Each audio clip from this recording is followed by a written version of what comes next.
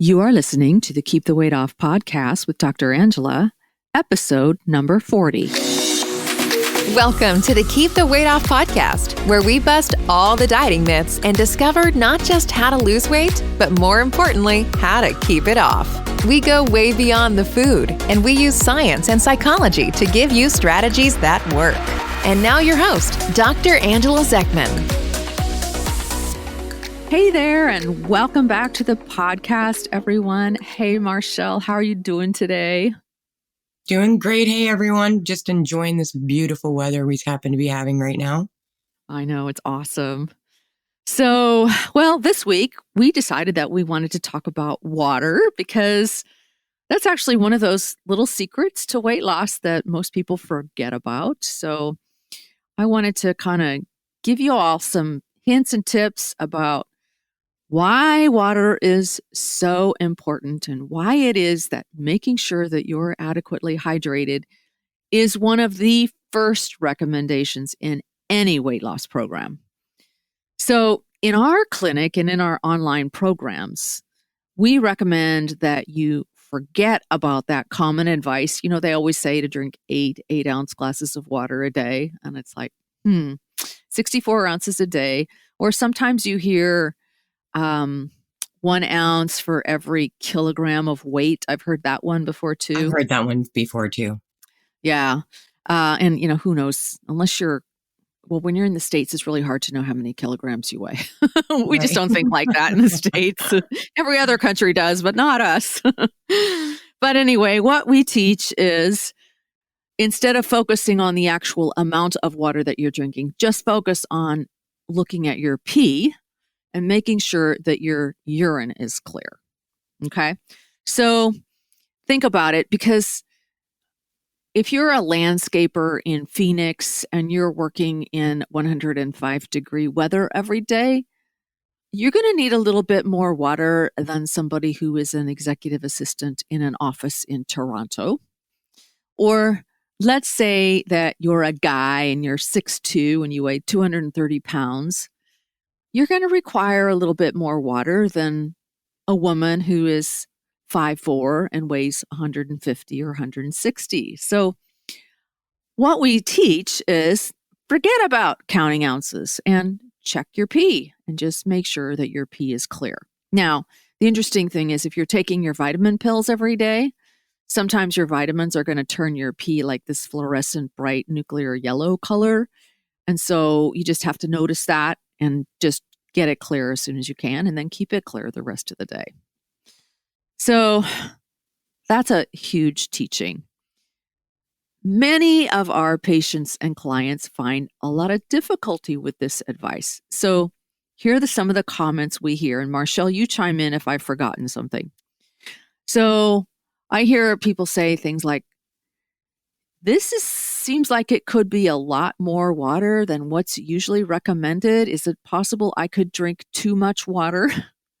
Mm-hmm. We sometimes hear people going like, I'm going to spend the entire day in the bathroom and I've got work to do. I have to be in meetings or I have to be on a commute. I cannot be stopping every hour to go to the bathroom. I hear that a lot at the clinic. Yeah. Like, I'm in an office or even Zoom calls, like when everybody sort of started working from home. Because it's something that I often ask patients, are you getting enough water in? Are you getting enough water in? And a lot of them say, probably not, because I'm at a desk all day in Zoom meetings and I can't really get up. And if I drink too much water, then I'll have to get up and go to the bathroom. And so I know that's difficult for a lot of people working from home. Yeah. And you would think they're home, like they're right by the bathroom, but for whatever reason, stuck in front of the computer. Yeah. in meetings. A lot of people will say, water's boring. I can't stand to drink water.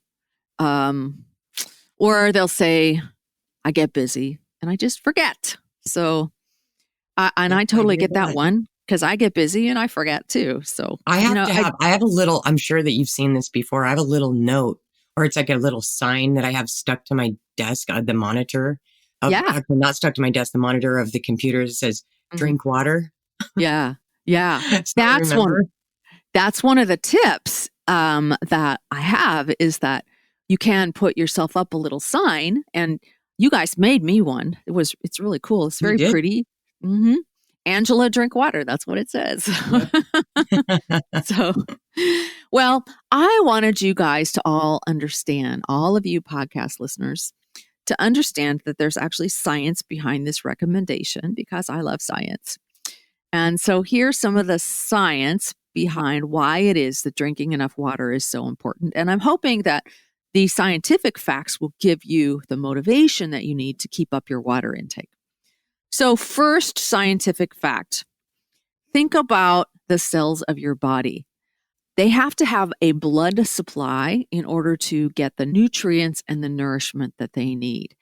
And water is absolutely essential to life. Water is what's transporting these nutrients to the cells of your body. So if your blood is made of water, and then when you get dehydrated, the cells aren't going to get the nutrients and the energy that they need. So what happens to you? You become mentally foggy. You get tired. You get physically weak. Chronic dehydration can cause a lot of complications like low blood pressure, constipation, muscle cramping, kidney stones, and lots of other issues too. And how often do we hear people having these complaints? It's like it happens all the time. A lot of constipation, a lot of muscle cramping. Some of our patients do end up with kidney stones. So just really, really important to stay very well hydrated. Reason number 2, this is interesting. Fat cells actually need water in order to release fat. So, studies on rodents, mice, rats, those kinds of things, suggest that dehydrated fat cells become insulin resistant. Now, those of you who've been listening might understand insulin resistance means that the body's insulin levels have to run higher, and it's very difficult for your fat cells to release fat when there's a lot of insulin around. So if fat cells become insulin resistant, they're not going to release fat. And there's also an effect on energy metabolism in these dehydrated fat cells.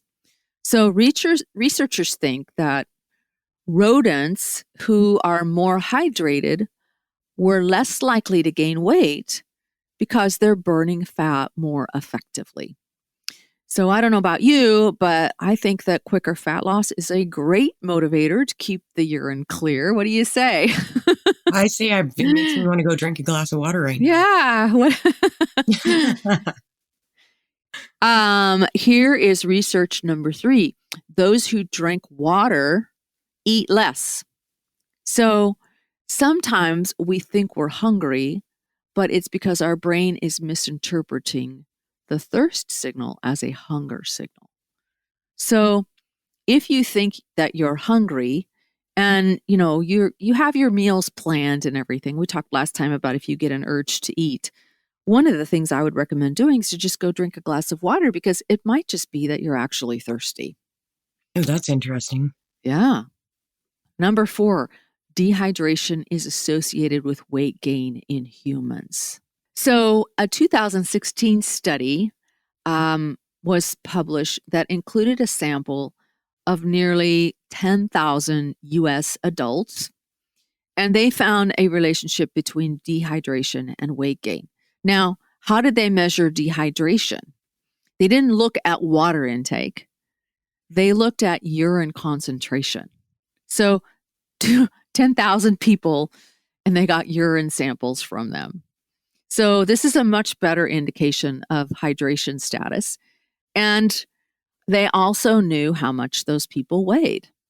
And so what they found is that Americans with more concentrated urine were much more likely to have obesity and to struggle with their weight. Is that not interesting? That's really interesting. I thought so too. So now what I want to say is there's a difference between correlation and causation. So just because dehydration is associated with higher weight, that does not mean that it causes higher weight. Okay? So you can't conclude that dehydration causes weight gain or that dehydration prevents weight loss. But doesn't it make sense that if you know that they're correlated, wouldn't you want to keep your urine a little bit less concentrated and a little bit more clear? Okay. So just a little hint there on how to interpret correlation. Yeah, your kidneys will thank you. Yeah, exactly. Also, water is going to keep your cardiovascular system more healthy. So your kidneys are remarkable organs. They're in your abdomen. They are always like filtering your blood, and they're making decisions about how much pee should be put out and how much water should be kept in. They are working at managing your electrolytes in a very careful balance. Well, when you become dehydrated, the kidney releases hormones to conserve water, and this causes stress on the cardiovascular system. So you just want to be aware that these kinds of hormones that get produced when you're dehydrated can really stress your heart out. So this is a problem because cardiovascular disease is the leading cause of death among Americans, at least until COVID hit us. So hopefully, does that convince you to drink more water, Marshall? Yeah, I did not know that. And I mean, I used to work in urology, and I saw a lot of people with kidney stones, and a lot of them did not drink. That's one thing they said, I just don't drink enough water. Yeah. And felt very bad for them because it's a painful situation. Kidney stones are horribly painful. Yeah. Oh, gosh. So just like hearing this information, I mean, it's kind of scaring me straight. Like I need to definitely drink more water, because I'm one of those people that could go all day and go, wait a minute, I think I barely drank any water today, although I had every good intention. Yeah. Well, here are some tips to help make sure that it happens. We already gave you one of those tips, which is to put a little, like something glittery and fancy on your computer if you are a desk worker, so that says drink water. Now, it's interesting because for me, after a while, it kind of just fades into the background and I don't really see it anymore. But every now and then I look at it and I'm like, I need to go get some water. So that's one tip. Here's another tip. Drink water with every meal and snack. So make sure that you're drinking your water when you're eating. Oh, that's a good idea. Yeah. You want to keep a water bottle with you all the time. So at home, at work, in the car, while you're exercising, make sure that you're not getting water from plastic bottles, because that can contain toxins, and plastic bottles, of course, pollute our environment. So I like to use one of those insulated water bottles that will keep my water cold for me. So I like to put ice in there and keep it cold. So something that you can just fill up. Here's another tip. Set an alarm to remind you to drink water every hour. So there's a lot of those, like wearable fitness apps that are out there now that will have features like that built in. Or you could set an alarm on your cell phone just to remind you, drink your water, drink your water, drink your water. That's also a good idea. Yeah. You want to give yourself a break every hour.